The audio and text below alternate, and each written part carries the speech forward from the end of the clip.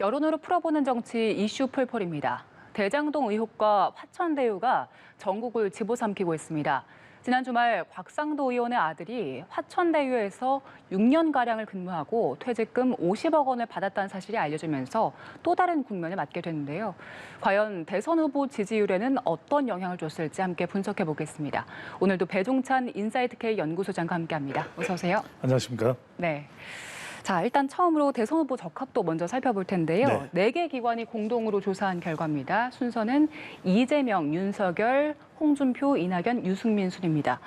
일단 보시는 것처럼 이재명 후보는 소폭 상승을 했고 네. 윤석열 후보는 소폭 하락을 했어요. 최근 대장동 관련해서 이슈들이 거의 매일매일 새롭게 쏟아지고 있는데 초반에는 이재명 후보에게 이슈가 집중됐었는데 그렇죠. 그다지 지지율에는 영향을 미치지 못한 것 같아요. 이게 이유가 뭐 때문이라고 말씀드렸습니까? 바로 프레임 전쟁. 그러니까 아직까지도 누가 무엇을 책임져야 되는지 규명이 안 되는 것이죠. 그렇죠. 워낙 큰 이슈임에도 불구하고 대장동 개발 의혹, 또 화천대유 이슈. 그러니까 오히려 이재명 후보의 지지율을 보면은 1%포인트가 더 올라갔어요. 예. 물론 이건 면접원이 하는 조사이기 때문에 면접원 직접 질문하는, 물어보는 조사는 대체적으로 이재명 후보, 또 더불어민주당이 높게 나타난다는 설명이 됐어요. 그래서 참고로 이건 비교를 해보실 필요가 있는데 윤석열 후보의 경우에는 3%포인트가 내려갔습니다. 결국 지지층들이 얼마만큼 결집을 하느냐, 이 부분이 중요한데 주목해서 볼 부분은 이재명 후보를 쫓아가는 이낙연 후보 쪽에서 지지율이 더 올라가냐, 그렇지가 않은 거예요. 그렇습니다. 2%포인트가 내려갔고 오히려 이재명 후보의 지지율이 1%포인트라도 올라갔다는 것은 지금 프레임으로 결집하고 있다. 그러니까 무엇이 옳으냐 또는 무엇이 틀렸느냐가 아니라 선거라는 것은 강한 것이 옳은 것을 이긴다. 예. 그러니까 이재명 후보도 아주 강하게 정면 승부를 걸고 있거든요. 그런 현상은 바로 프레임에서 나타난다. 그렇다면 윤석열 후보도 지지율에 큰 문제가 있느냐. 다음 그래프를 한번 보시죠. 자, 다음 그래프는 이제 예. 자동응답으로 실시된 조사 결과였는데 네. 조사 시점도 뭐 아주 크게 차이가 나지 않습니다. 월요일과 화요일에 실시했는데 이걸 보면 윤석열 후보가 또 3.8%포인트 올라갔어요. 예. 그러니까 ARS 조사, 자동응답 조사는 이 윤석열 후보 또 국민의힘 지지율이 높게 나타나는 편이라는 것을 참고로 이제 말씀드렸는데 예. 윤석열 후보도 지지층이 결집하는 거예요. 고발 사주 의혹도 있지만 본선 날짜에 이제 점점 가까워지고 있다 보니까 지지층들이 그래도 본선 경쟁력이 있는 후보, 이길 수 있는 후보는 윤석열 후보다, 이런 지지층들 중심으로 결집을 하는 겁니다. 예. 그렇다면 자동응답 조사면은 홍준표 후보도 국민의힘 후보이기 때문에 그다지 불리할 건 없잖아요. 그런데 홍준표 후보를 보면 0.7%포인트가 하락한 거예요. 예. 그러니까 이게 프레임 전쟁에서 나타난 특수한 현상은 유력 후보 쪽으로 더 뭉치는 겁니다. 유력 후보 쪽으로. 이재명 후보도 자동응답 조사임에도 불구하고 0.6%포인트 올라갔잖아요. 그러니까 이게 말 그대로 두 조사를 종합적으로 분석을 해보면 어느 조사다, 어떤 조사 방식이다 얘기를 떠나서 양강구도가 그대로 유지되는 겁니다.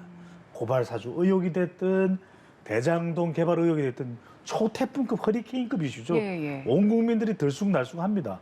그런데도 불구하고 국민들의 여론을 들었다 놨다 함에도 불구하고 계속하는 이유는 바로 이 프레임 전쟁의 여파가 계속되고 있는 것을 볼 수가 있는 것이죠. 최근 이슈들을 보면 네. 윤석열 후보, 이재명 후보는 관련된 인물들이어서 정말 많이 거론이 되고 있는데 그렇죠. 상대적으로 홍준표 후보나 이낙연 후보는 직접적인 연관이 없기 때문에 거론되는 좀 빈도가 떨어지잖아요. 그러니까요. 예, 그 영향이 좀 있는 것 같아요. 있죠. 그래서 중요한 건 뭐냐. 항상 선거라는 것은 내 상대가 누구냐. 이게 중요한 것이거든요. 역으로 말씀드리면 이낙연 후보의 상대는 이재명 후보가 아니라 윤석열 후보와 대립각을 세우는 것이 예. 맞는 거죠. 그래야 본선 경쟁력이 더 부각될 수 있는 거죠. 그래야 주목도도 높아지죠. 윤석열 후보를 맞서서 이길 수 있는 사람은 바로 이낙연 후보예요. 또 홍준표 후보도 마찬가지로 지금 국민의힘 토론을 하고 있는데 윤석열 후보를 공격하는 것보다는 오히려 누굽니까? 대장동 개발 의혹의 중심에 서 있는, 물론 이제 관련성 여부는 떠나서 예. 그러면 홍준표 후보도 오히려 이재명 후보를 공격함으로써 이재명 후보를 이길 수 있는 본선 경쟁력이 있는 후보는 홍준표보다, 이렇게 대립각을 만들어가는 것이 더 주목도가 높아질 수 있었는데 이 전략을 취하지 않고 있는 것이 좀 전략적 구멍이다. 이렇게도 볼 수가 있겠죠. 예, 이번엔 대선 주자 가상 양자 대결을 살펴보겠습니다. 일단 첫 번째 위에 두 개를 보면 이재명 후보가 지금 야당 두 후보에 비해서는 모두 앞선 모습을 보이고 그렇죠. 있고요.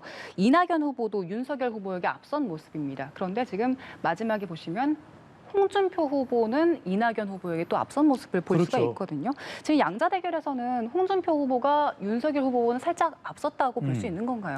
근데 이 결과가 의미하는 예. 가장 큰 내용은 바로 이재명 후보만 좀 보십시오. 이재명 후보가 어떤 후보가 붙어도 43위예요. 그러니까 이건 무슨 이야기냐? 본선 경쟁력이죠. 그러니까 이낙연 후보 쪽으로 지지층이 옮겨가지 않는 이유는 이 프레임이 대장동 개발 의혹이 워낙 큰 것도 이유겠지만 결국 본선 경쟁력이 더불어민주당 지지층에서는 이재명 후보가 더 이길 수 있는 후보일 것이다. 이렇게 판단하고 있다는 거예요. 예. 그러니까 이 조사 결과에서 이낙연 후보가 오히려 이재명 후보보다 윤석열 후보 또 홍준표 후보만 맞서서 더 이길 가능성이 높다. 그렇다면 이낙연 후보 쪽으로 가겠죠. 근데 마지막에 흥미로운 것은 예.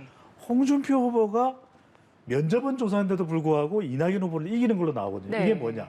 젊은 세대가 MZ세대가 홍준표 후보 쪽으로 가버리는 거죠. 그러니까 그만큼 윤석열 후보와 비교를 해봐도 홍준표 후보가 예.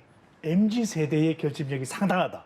이렇게 우리가 읽을 수 있는 내용인 것이죠. 네, 여기서는 일단 MZ세대 그 지지도를 그렇죠. 좀 볼 수가 있었고 저희가 다음 결과를 살펴보겠습니다.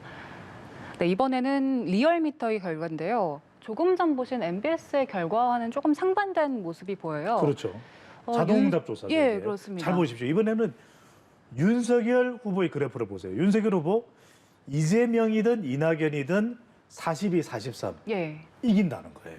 그런데 홍준표 후보를 보면은 이재명 후보와 맞붙은 이낙연 후보와 맞붙은 36.1, 37.5 확실하게 이재명 후보까지는 못 이기잖아요. 예. 그러니까 이게 자동응답 조사와 면접원의 조사 결과 차이가 있다 이걸 떠나서 뭘 보셔야 되냐면 결국에는 국민의힘 지지층에서도 윤석열 후보 쪽에 계속 지지를 보내고 있는 이유는 예. 바로 본선 경쟁력이죠.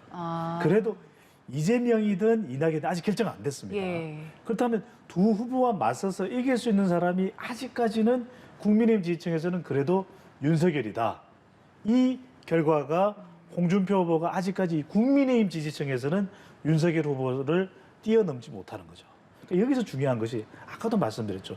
선거 전략을 구사할 때는 내 지지층을 가장 결집시키고 끌어올 수 있는 상대방 공격 대상이 누구냐. 그러니까 이낙연 후보가 경선 내내 이재명 후보를 공격하지 말고 윤석열 후보를 공격했었어요. 예. 홍준표 후보도 마찬가지로 지금 경선이 진행 중인데 윤석열 후보를 공격하지 말고 이재명 후보를 공격해야 되는 거예요. 그래야 본인의 본선 경쟁력이 올라가면서 더불어민주당 지지층에서는 이낙연 후보가 가능하겠는데 또 국민의힘 지지층에서는 홍준표 후보가 오히려 윤석열 후보보다 본선에서 더 잘하겠는데 이런 지지층들이 결집할 수가 있는 거죠. 그러니까 말 그대로 프레임 전쟁에서는 어떤 상대방을 골라서 강력하게 공격할 것인가 이것을 제대로 발굴해내는 것, 골라내는 것이 매우 중요한 거죠.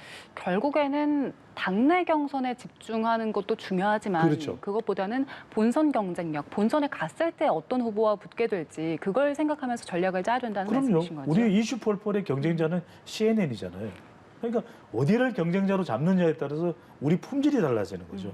그러니까 우리는 뭐 CNN 이상을 지향을 하니까. 그러니까 어떤 상대를 비교 대상으로 해야 되느냐. 이게 선거 전략에서 가장 중요한 거. 아까도 말씀드린 옳은 것이 아닙니다. 예. 선거는 강한 것이 옳은 것을 이겨요. 예, 알겠습니다. 자, 이번에는 대선 후보 지지 강도를 조사했는데요. 네. 이게 지지하는 후보가 있는 응답자를 대상으로 한 조사입니다. 지금 지지하는 후보를 계속해서 지지할 것인지 물어본 결과인데요. 네.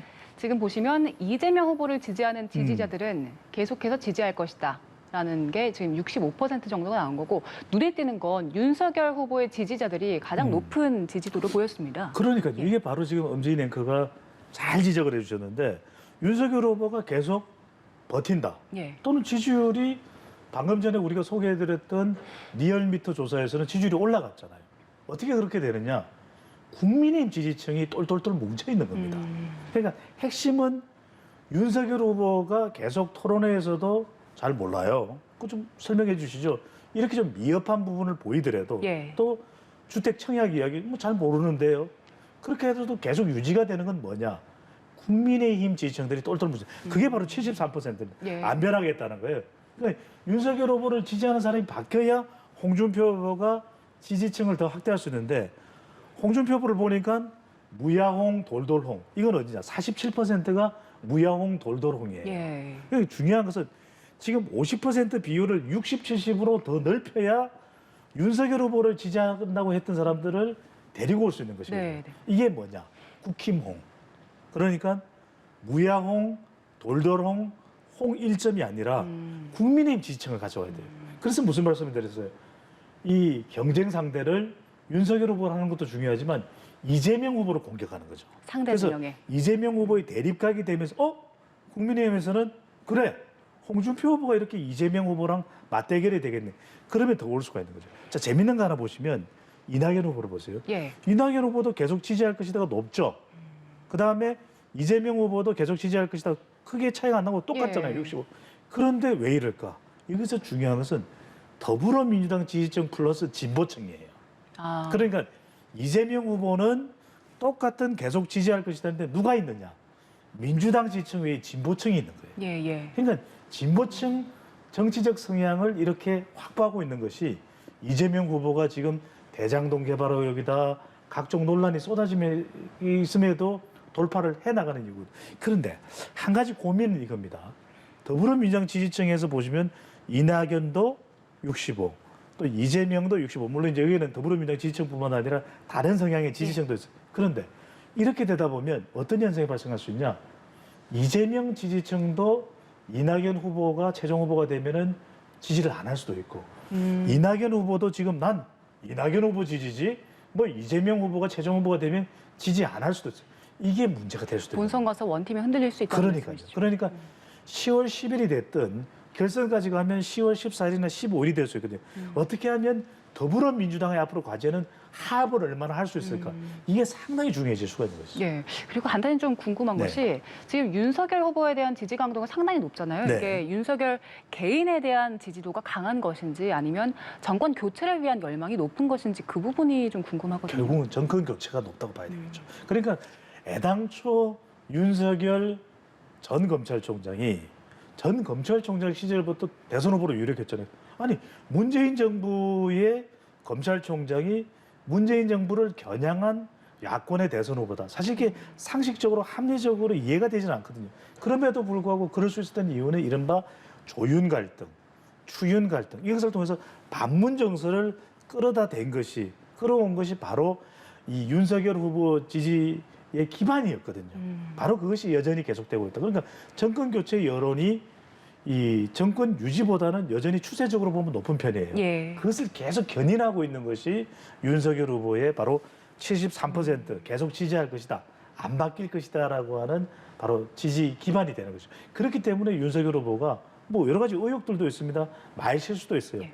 지지층을 계속 유지하고 있는 가장 큰 이유라고 볼 수 있죠. 그리고 특별히 보면 윤석열 후보의 경우에는 특정 후보에 대해서 이재명 후보가 됐든 이낙연 후보가 됐든 홍준표가 됐든 강력하게 공격을 안 해요. 그래도 지지율이 계속 유지가 되는 이유는 바로 이 반문 정서, 정권 교체 여론이 윤석열 후보 이 지지층의 바탕이다, 기반이다. 네. 이렇게 볼 수가 있는 것이죠. 네, 이어서 그 대통령 선거에 대한 인식을 좀 조사했는데 네.